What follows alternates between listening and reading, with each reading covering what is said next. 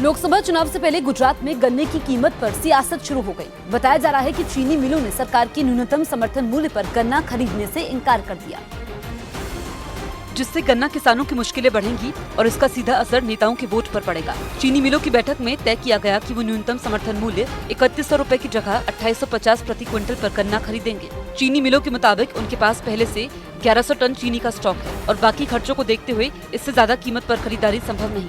FRP तक जाने की सब कोशिश करेंगे और एफआरपी के ऊपर भी जो कुछ भी 1-2 मिलें जा सकती है वहाँ तक जाएगी और ये प्राइस तय हो जाएगी। पिछली बार भी एमएसपी 3400 रुपए थी, जबकि किसानों से गन्ना 2800 रुपए के दाम में खरीदा गया था। हंगामा उस समय भी हुआ था, लेकिन इस बार चुनाव की वजह से इसका असर सियासत पर पड़ेगा। माना जा रहा है कि दक्षिण गुजरात की नवसारी, सूरत, बारडोली और वलसाड लोकसभा सीटों पर गन्ना किसानों का मुद्दा हावी हो सकता है।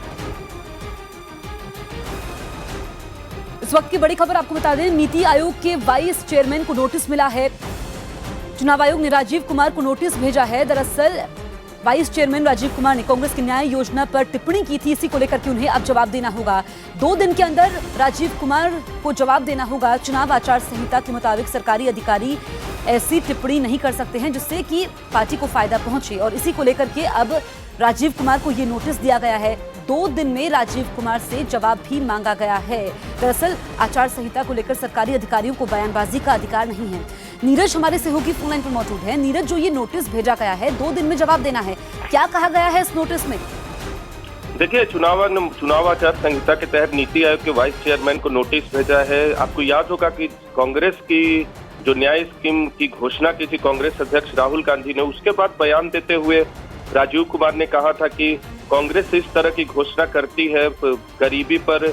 1966-70 के चुनाव में भी इस तरह की बात की गई थी, लेकिन गरीबी नहीं हटी। तो एक पार्टी के विरोध में बयान था और कहीं ना कहीं भारतीय जनता पार्टी के पक्ष में बयान दिख रहा था, और भारतीय जनता पार्टी की लाइन भी कांग्रेस के न्याय स्कीम पर यही थी। तो चुनाव आयोग ने पूछा है कि क्यों आपने ऐसा बयान दिया, क्योंकि नीति आयोग के वाइस चेयरमैन एक सरकारी अधिकारी हैं और उनसे इस पूरे मामले में जवाब मांगा गया 2 दिनों के अंदर। अब देखना होगा कि वाइस चेयरमैन राजीव कुमार की तरफ से क्या जवाब दिया जाता है, लेकिन चुनाव आयोग का बड़ा फैसला है जो उन्होंने नोटिस भेजा है वाइस चेयरमैन।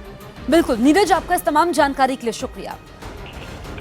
यूपी की मुजफ्फरनगर सीट से उम्मीदवार और आरएलडी अध्यक्ष अजीत सिंह ने मोदी सरकार पर काम करने के बजाय लोगों का ध्यान भटकाने का आरोप लगाया।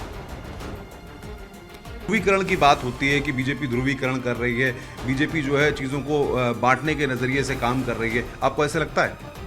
और क्या कर रही है? अब क्या आप चाहे प्रधानमंत्री की स्पीच देख लीजिए, किसी ने अब ये बताया कि क्या किया है उन्होंने 5 साल में? वायदे बहुत हुए, काम एक नहीं।